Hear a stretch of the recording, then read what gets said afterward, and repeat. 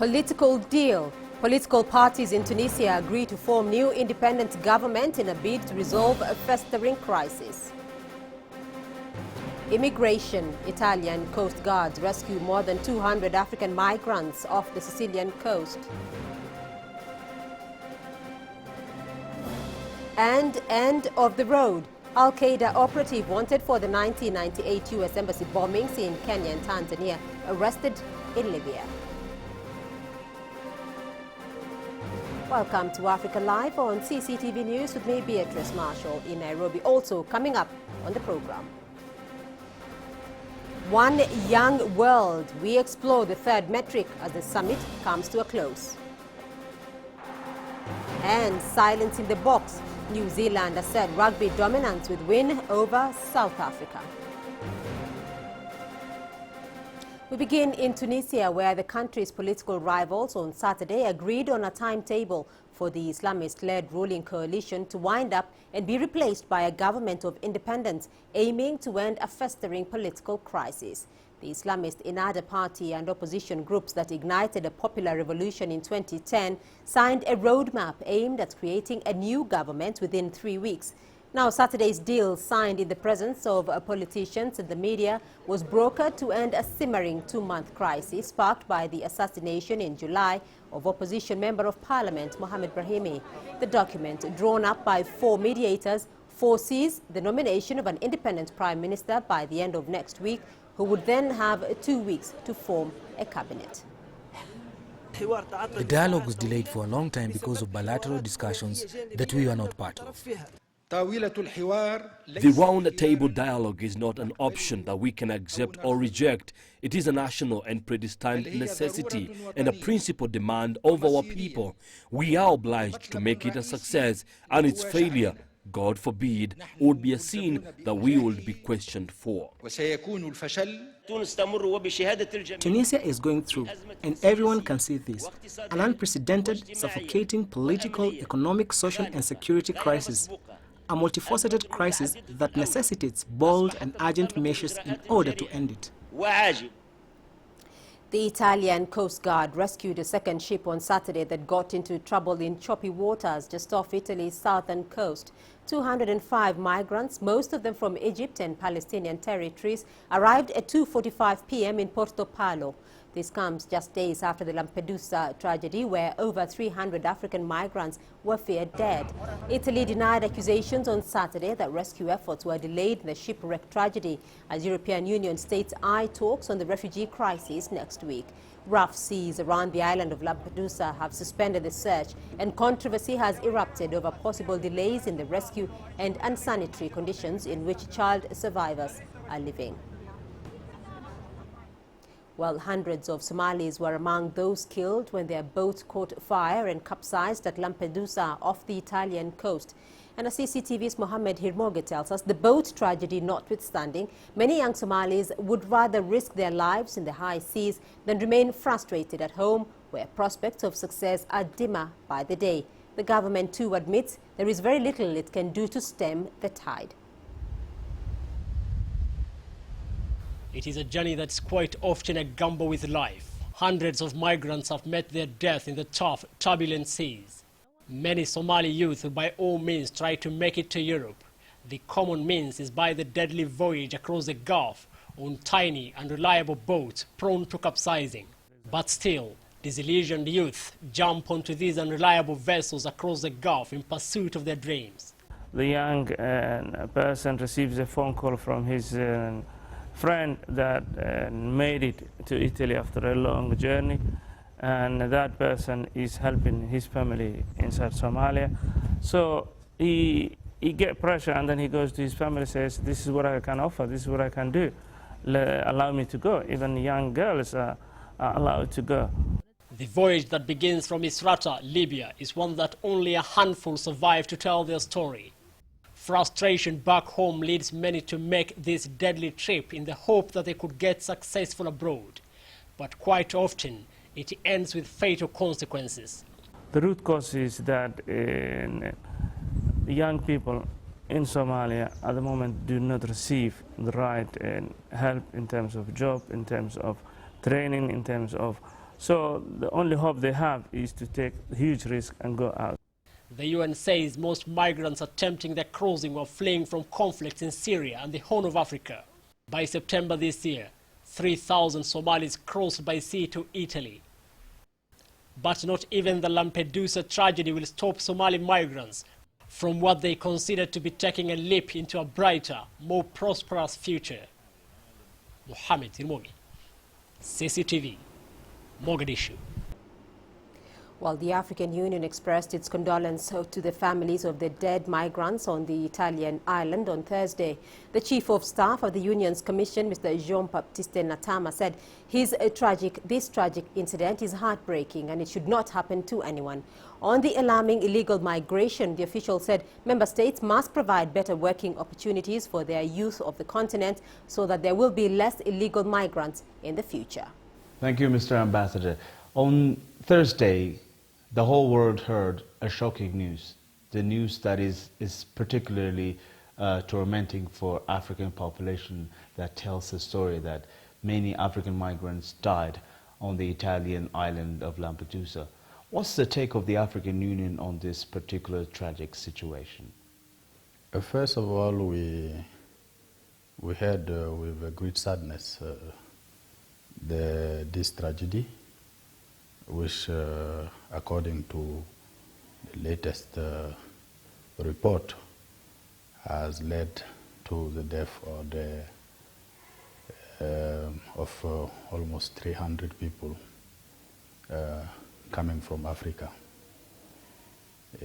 It's a great tragedy, and we are really sad, and we want to express to the families and the friends of those people our most sincere condolences. The issue here is not about legality or illegality. It is just unhuman what is happening, because whatever conditions are there, this should not happen to anybody from anywhere on this earth. So we are looking forward that the entire international community will come together with solutions to stop this kind of tragedy that have been going on for the past decade. Mr. Ambassador, for a long time now, illegal migration from Africa particularly is increasing time after time, and there's no sign of stopping this. So what do you think member states should do in order to curb this particular problem of illegal migration that is leading African population to suffer, even lose their lives? Member states should, from my point of view, create opportunities for their youth, be it at the political level through inclusion and participation, but also at the social and economic level, with providing them with opportunities that will enable them to get whatever they expect from a society, to have a decent life wherever they are from. So member states should look into this matter seriously and find ways of creating opportunities with the resources that we have on the continent, because these young people that are leaving the continent are depriving the continent from its own manpower, its own human resource. And this is why we at the African Union, as we are developing the Agenda Africa 2063, we are putting emphasis on the need to invest in our people by providing them with not only education, but also with food, with healthcare, but also with decent living conditions for them on the continent. And we still have more news, views and analysis for you here on Africa Live. Stay tuned.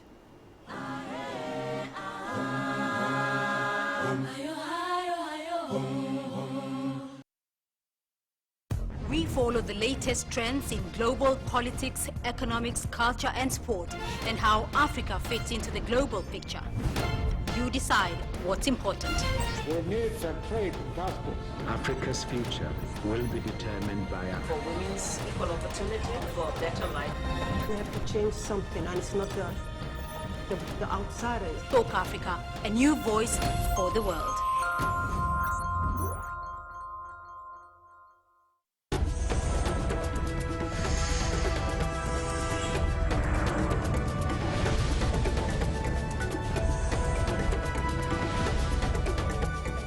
U.S. forces say they have captured a senior al-Qaeda leader in Libya linked to the 1998 U.S. embassy bombings in East Africa. Anas al-Libi, who has been wanted by the FBI for more than a decade, was seized during a raid in Libya that took place at the same time as another raid in Somalia. The raids are said to have been prompted by the recent attack on Nairobi's Westgate shopping mall by al-Shabaab militants a month ago. CCTV's Maria Galang has the story. 2 weeks following the deadly terror attack on Nairobi's Westgate shopping mall, U.S. forces launched raids in Somalia and Libya on Saturday, seizing a top al-Qaeda figure wanted for the 1998 U.S. embassy bombings in Kenya and Tanzania that killed 224 people. According to the Pentagon, senior al-Qaeda figure Anas al-Libi was captured in the raid in Libya. However, the assault on the coastal Somali town of Barawe failed to capture the intended target from the al-Shabaab movement. Libi, also known as Nazi al-Raghie, was arrested at dawn in the Libyan capital Tripoli as he was heading home after morning prayers. Two Islamist militia sources confirmed the incident. A Somali intelligence official said the target of the raid at Barawe, about 110 miles south of Mogadishu, was a Chechen commander who had been wounded and his guard killed. Police said a total of 7 people died. The New York Times quotes an unnamed U.S. official saying the Barawe raid was planned a week and a half ago in response to the al-Shabaab assault on Westgate Mall in Nairobi last month. Maria Galang, CCTV. Let's get further insight into these developments. CCTV's Mohammed Hirmogan joins us live from Mogadishu, and Sameh Rashid, a journalist from the Al-Ahram paper, joins us live from Cairo. Mr. Rashid, let me start off with you. What do we know, though, about the arrest, and where are they likely to be keeping al-Libi?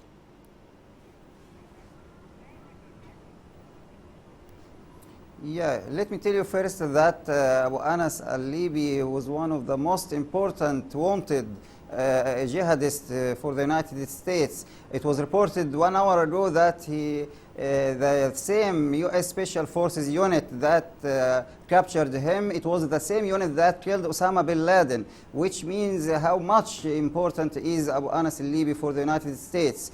And I think that they are going to investigate him maybe outside the United States, maybe in a CIA station in Africa or any other else, and then he will be moved to the United States that he is condemned about 13 years ago by a New York court. So he is a different case other than Ayman al-Zawahiri and any other jihadist that he is to be jailed and he is to be present in the United States because he is already condemned by an American court in New York City. All right.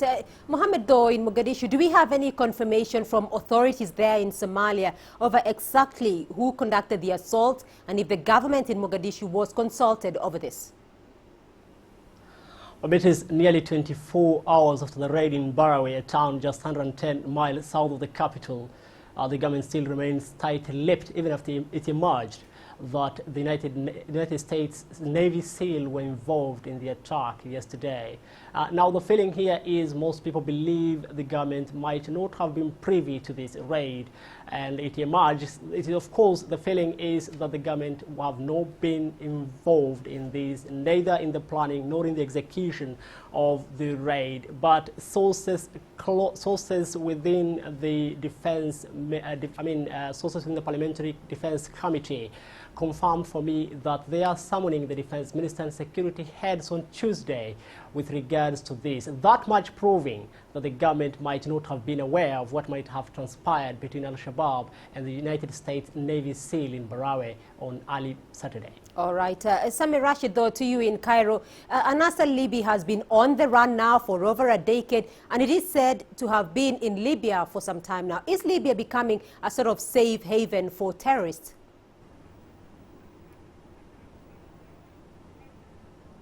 Yeah, sure. I think that Libya, after Gaddafi, turned into a very safe place or a very safe haven, as you said, for not only terrorists but also for all of the jihadists and the wanted elements from all over the world, because Libya now is out of control. Libya authorities has in shortage of capabilities to security forces, and they have no control all over the country. Libya in general, after Gaddafi, I think it went back into a pre-state condition. They are still have a lack of equipment and of human resources and also of fund for rebuilding their security forces. I think that the southern areas in Libya especially, they are having many elements of the jihadists, not only that Al-Qaeda, but also Al-Nusra, Al-Tawheed wal-Jihad, many other groups.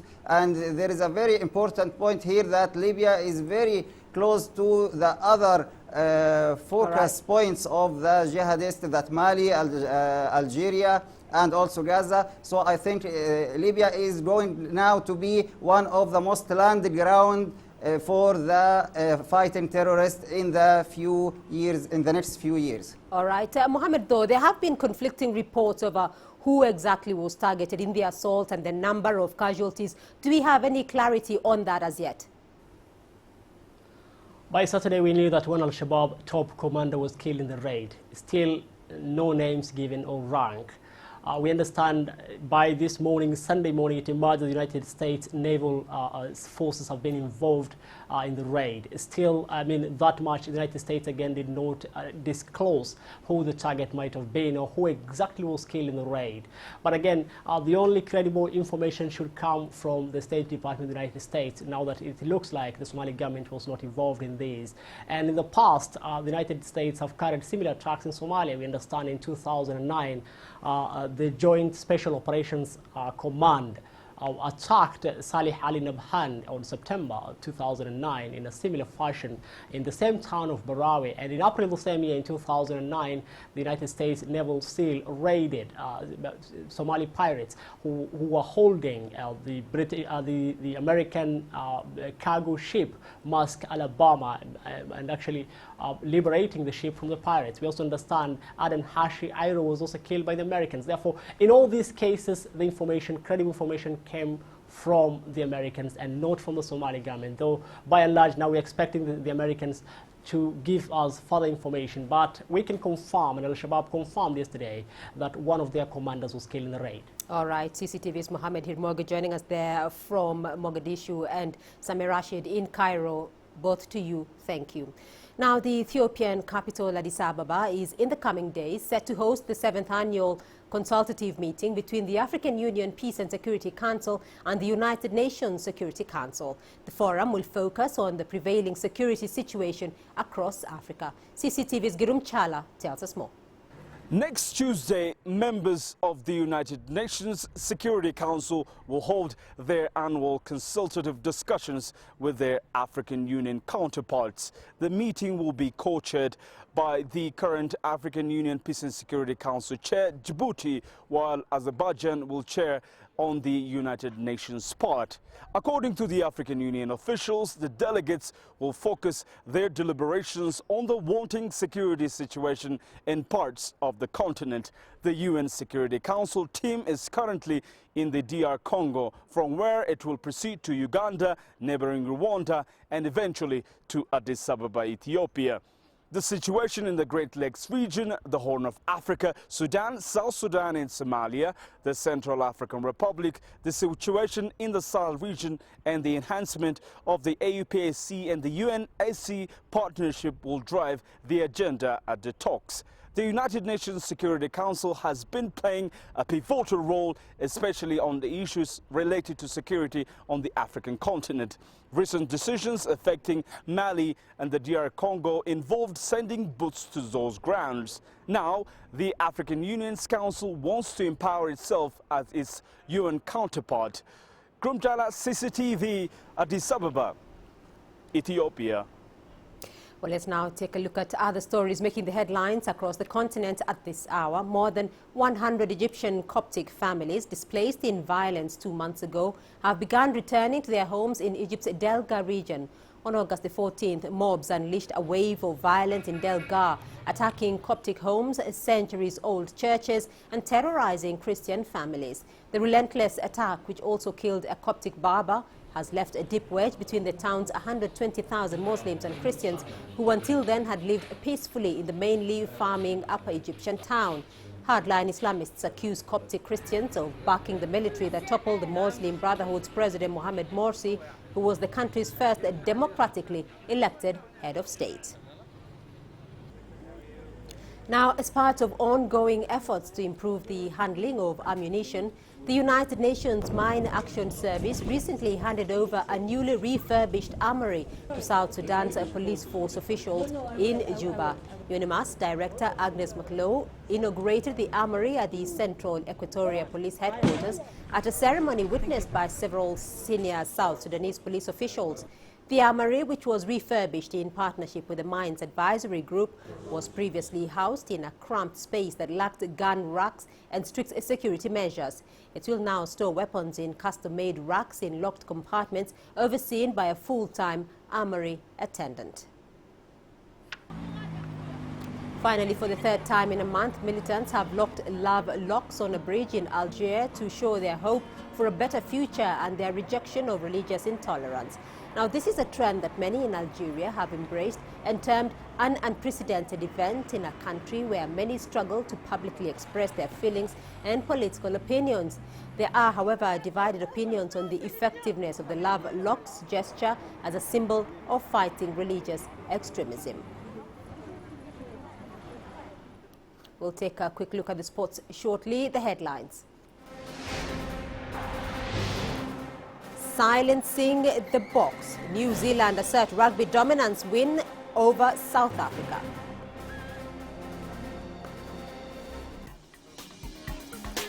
An ancient land, ready for change. And I'm proud to be a woman. How this all works. Tradition and modernity. We can't be strong to prove that we can do it. We feel them life. Hopes and challenges. We bring you the faces of Africa.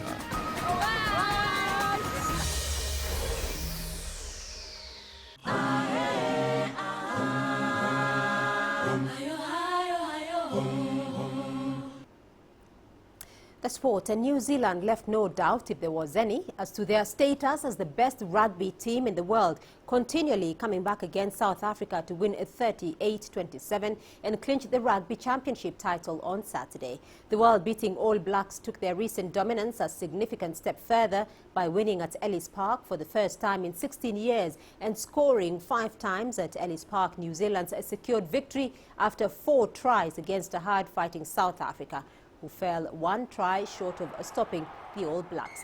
New Zealand now holds every major title and enhanced its reputation even further by taking everything a desperate South Africa team could muster and stay standing on the way to a 6th win from 6 in the Rugby Championship. I really thought the guys came out firing, put their bodies on the line. We really played some great rugby. Probably one of the best games I've ever been involved with. But by saying that, you know, you want to win, and you want to win in style. So always knew that you're going to go for the 4 tries and score it. I thought by going for the 4 tries, we still stayed very, very clinical and constructive in the defence. So they didn't score because of on the attack. Sorry. It's really gratifying and satisfying, and it's no different than the players, I guess. You know, you put a lot into it. A lot of people do, and you know, it's just firstly a sense of relief, and then, you know, that feeling of joy, and really it's a proud moment. You know, you get a performance like that from a group of men That's what you strive to do. We came here and, you know, we got told history was against us, and we had a really good week. Everyone put a lot of work into it, and to come out and get a performance that was good enough to win is very gratifying. Well, Cotton Sports Champions League semi-final against Al Ahly on Saturday was abandoned in the second half because of adverse weather conditions. And while both teams remained at the Romed Aditya Stadium in Garua, awaiting a decision whether to resume the game, the match was eventually rescheduled to be played within 24 hours. The score was goalless before the suspension. Zambian referee Gianni Sikazwe consulted his colleagues to decide the resumption of the encounter or not. Al Ahly officials said they were willing to continue, but the conditions were not good enough and that the game was eventually abandoned. The rematch will take place on Sunday, October the 6th from 3 p.m. local time. The other CAF Champions League tie between South Africa's Orlando Pirates and Esperance of Tunisia ended goalless. Now, both of the club's coaches appear to be disappointed with the result ahead of the second leg in Tunisia on the 19th of October. CCTV's Dan Williams tells us more.